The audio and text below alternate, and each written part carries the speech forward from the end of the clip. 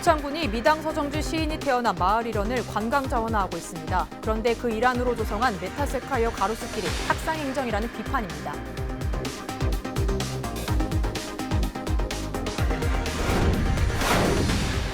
부안군이 한빛 원자력발전소 1호기에 대한 개선을 촉구했습니다. 권익현 부안군수 등은 안전대책을 수립하고 원전지원금 제도를 개선하라고 요구했습니다.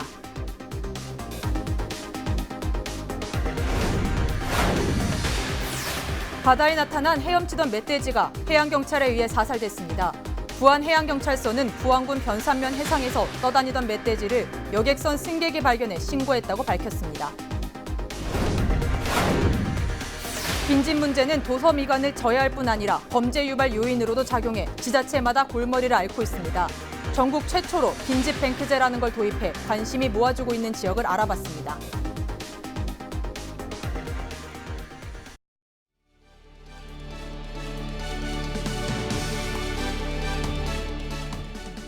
시청자 여러분 안녕하십니까? 헬로티비 뉴스 전북입니다. 첫 소식입니다. 고창군은 45억 원을 들여 미당 서정주 시인이 태어난 마을 일원을 관광 자원화하고 있습니다.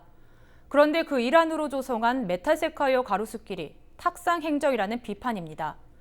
고창군은 결국 아까운 예산을 들여 나무를 다른 곳으로 옮겨 심을 예정인데요. 정명기 기자의 보도입니다. 고창군 부안면의 시문항마을. 미당 서정주 시인이 태어나 어린 시절을 보낸 이름난 곳입니다. 고창군은 2년 전부터 인문학적 감수성이 풍부한 이 일원을 관광자원으로 개발하고 있습니다. 이른바 질맞의 시인마을 관광조성 사업으로 4년 동안 45억 원의 예산이 들어갑니다. 그 목적으로 지난해 말 메타세콰이아 가로수길도 조성됐습니다. 시문항마을 초입부터 1.6km 구간에 촘촘히 늘어선 메타세콰이아 묘목.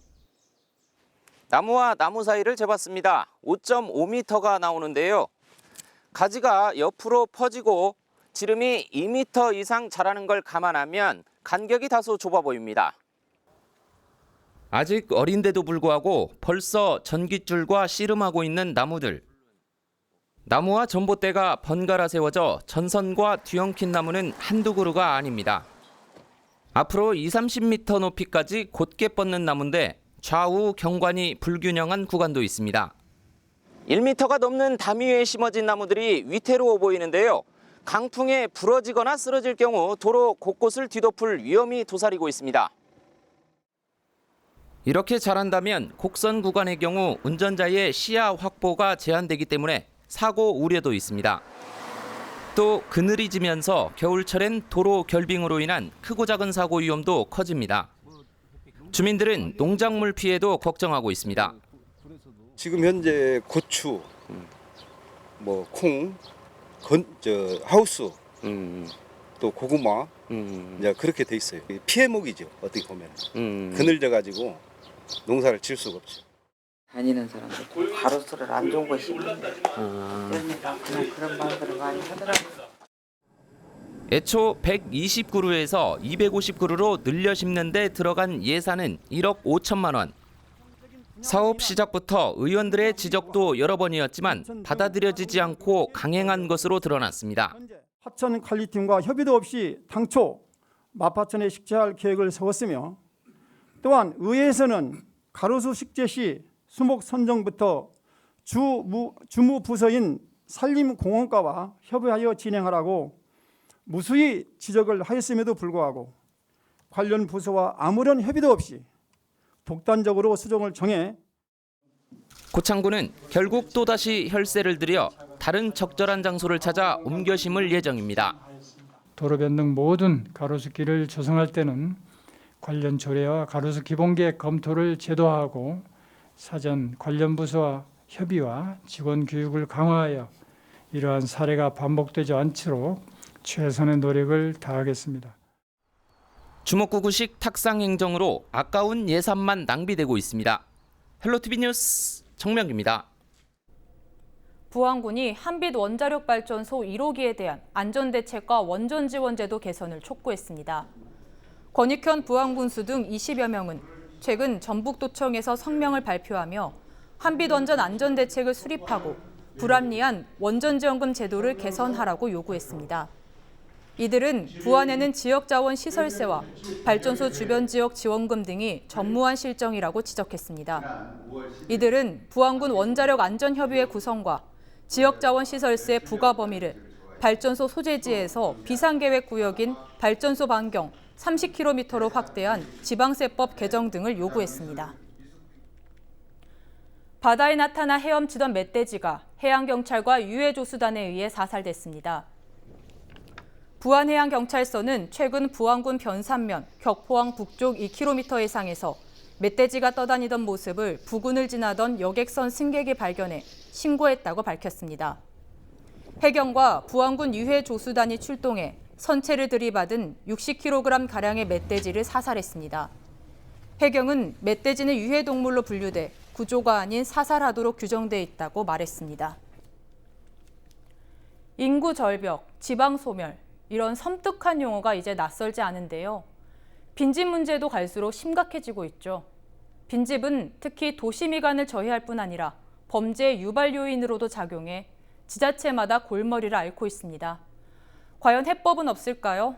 순천시가 전국 최초로 빈집뱅크제라는 걸 도입해 관심이 모아지고 있습니다. 성정환 기자입니다. 대도시로 신도시로 인구가 이동하면서 구도심은 쇠퇴를 피하지 못했습니다. 인구가 빠져나가면서 빈집도 크게 늘어 전남의 빈집은 14%로 전국에서 가장 많습니다. 이게 너무 구질구질하고 보기에도 미관상 안 좋더라고요. 저런 집에 와서 애기들이 막 술도 마시고 막 그런다는 소리는 들었어요. 방치된 빈집을 어떻게 활용할 수 있을까? 순천시가 해법을 마련했습니다. 이른바 빈집 뱅크제입니다. 6개월 이상 방치된 빈집을 필요로 하는 사람이 있을 경우 심사를 통해 리모델링 비용을 지원하는 겁니다. 순천시는 지금까지 빈집 17동을 수요자에게 연결해 지원했고 추가로 확보한 60동을 홈페이지에 게시하기로 했습니다. 빈집은 주거와 창업, 주차장 등 다양하게 활용할 수 있지만 공익성이 있어야 지원받을 수 있습니다. 외지에서 사는 청년들이 순천에 와서 어떤 창업을 하겠다든지 또 뭐 커뮤니티 공간이 장소의 공공성이 있다든지 그런 경우에 저희가 지원을 하고 있습니다. 급격한 임대료 상승으로 오히려 원래 있던 세입자들이 쫓겨나는 이른바 젠트리피케이션 문제는 협약을 통해 최소화한다는 방침입니다. 앞으로 5년 동안의 임대료와 상승폭을 미리 공개해 상생을 도모하기로 한 겁니다. 특히 자금력이 딸리는 청년에게 좋은 기회가 될 전망입니다.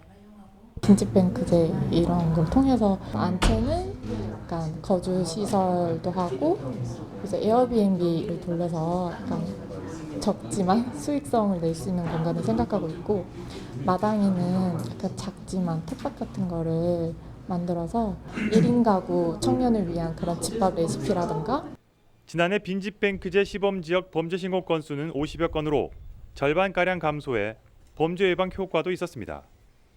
미관도 살리고 범죄도 예방하고 인구도 늘려 지역 경제를 살리는 일석삼조의 효과를 거둘지 순천시의 실험에 관심이 쏠립니다. 헬로티비 뉴스 성정환입니다.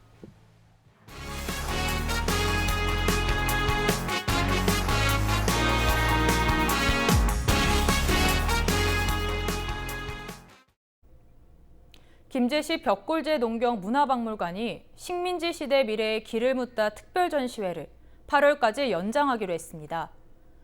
김제시와 관련 있는 새로운 자료를 바탕으로 일제강점기 현장을 재구성했습니다. 또 암흑 시기를 체감할 수 있도록 큰 규모로 연출해 현장감을 더했습니다.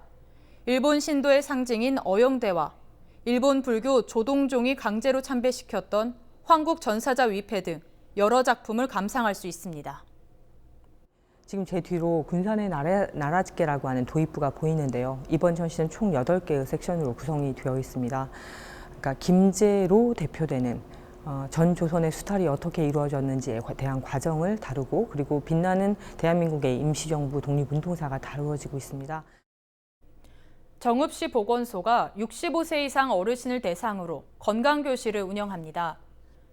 교육 프로그램은 심내혈관 질환 예방을 위한 건강교육과 노래교실, 웃음치료, 스트레칭 등으로 구성됩니다. 건강교실은 오는 12월까지 정읍지역을 4개 권역으로 나눠 매월 첫째 주 금요일에 진행됩니다. 남원시 공동육아 나눔터 1호점이 다음 달 문을 열 예정입니다. 남원시 건강가정 다문화가족지원센터는 최근 노암동 행정복지센터에서 공동육아 나눔터 1호점 운영을 위한 간담회를 개최했습니다. 공동육아 나눔터는 양육 친화적인 사회 환경을 만들고 부모의 양육 부담을 덜어주기 위해 여성가족부가 추진 중인 사업입니다. 남원시는 아이와 부모가 함께 이용할 수 있는 공간이 부족하다는 시민 의견에 따라 노암동 한신아파트 옛 경로당 자리에 공동육아 나눔터 1호점을 열기로 결정했습니다. 앞으로도 아이 낳고 키우기 좋은 환경을 조성하여 부모와 아이가 함께 행복한 육아 환경을 조성해 나가겠습니다. 정읍시가 임산부와 영유아를 위한 건강증진 사업을 추진합니다. 정읍시는 산모와 영유아의 건강을 보호하고 출생률 저하로 인한 인구 감소 문제 해결을 위해 건강증진 사업을 진행합니다. 사업 프로그램으로는 임산부에게 B형 간염과 빈혈, 간기능 검사 등 무료 산정 검사와 태아의 건강 관리를 위한 에드워드 증후군과 다운 증후군 등 기형아 검사를 무료로 실시합니다. 임산부뿐만 아니라 임신에 어려움이 있는 난임 부부의 행복한 임신을 위한 시술비 지원과 한방 난임치료 지원 사업을 함께하고 있습니다. 고창 군립 성호도서관에서 고창교육 희망은 있는가를 주제로 강연이 이어집니다.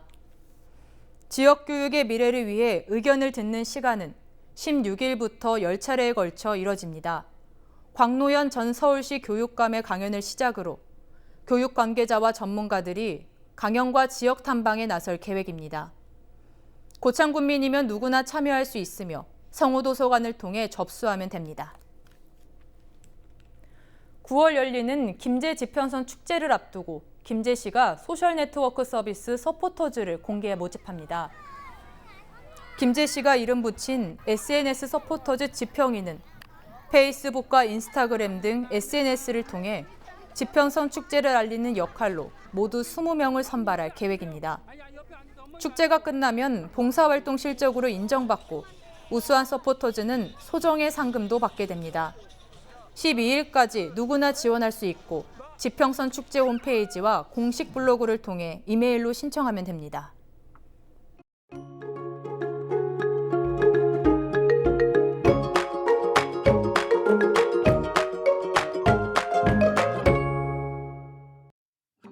장마가 주춤하는 사이 더위의 강도는 나날이 심해지고 있습니다.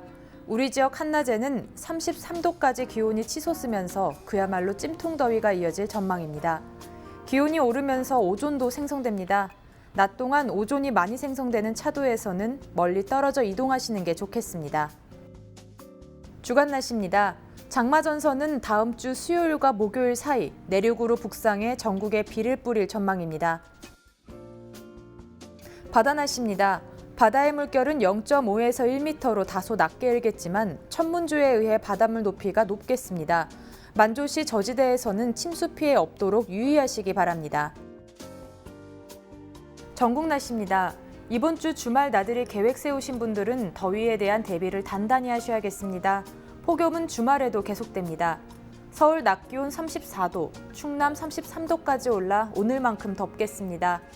강한 볕에 전국의 자외선 지수는 매우 높은 수준까지 오르겠습니다. 볕을 가릴 수 있는 모자나 양산, 선글라스를 꼭 챙겨 나오시기 바랍니다. 날씨였습니다.